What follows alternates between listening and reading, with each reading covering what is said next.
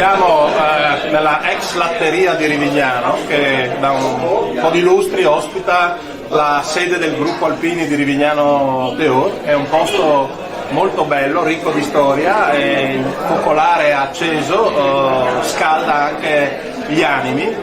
Qui infatti il gruppo Alpini si ritrova ogni settimana e programma la sua attività a favore delle nostre comunità. È un'attività lodevole, meritoria, di cui il Comune è grato e non smette mai di ringraziare. Oggi, alla vigilia di Natale, invece ci troviamo in uno dei tanti momenti lieti passati in queste stanze che hanno tante storie da raccontare. Oggi ci troviamo per il brindisi di auguri. Allora, con gli auguri degli alpini stendiamo a tutti quelli che ascoltano i nostri più cari auguri di buon Natale e di sereno anno nuovo. Anche da parte di tutto il gruppo auguriamo un buon Natale, un felice anno nuovo a tutta la popolazione del comune di Rivignano Teor.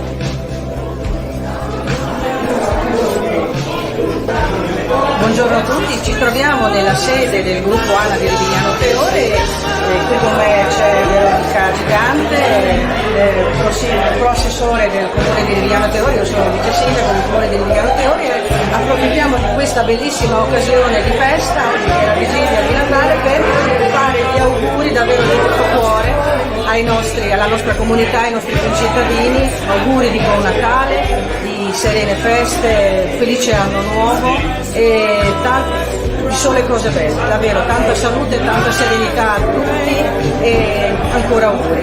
Mi aggiungo a Vanessa per portare anch'io da parte mia, da parte di tutta l'amministrazione comunale, a tutti i concittadini di Rivignano Teor passare delle buone feste. Auguri a tutti.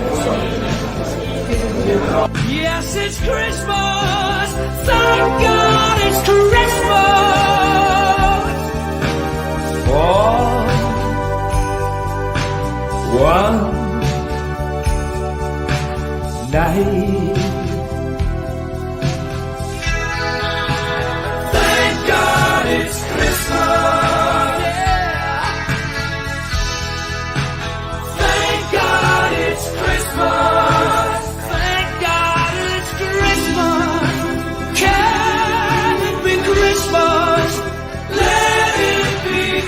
Buongiorno a tutti, auguro un felice anno nuovo e un buon Natale a tutti i nostri cittadini di Rivignano Teor, direttamente dalla sede del Alpini di Rivignano, no?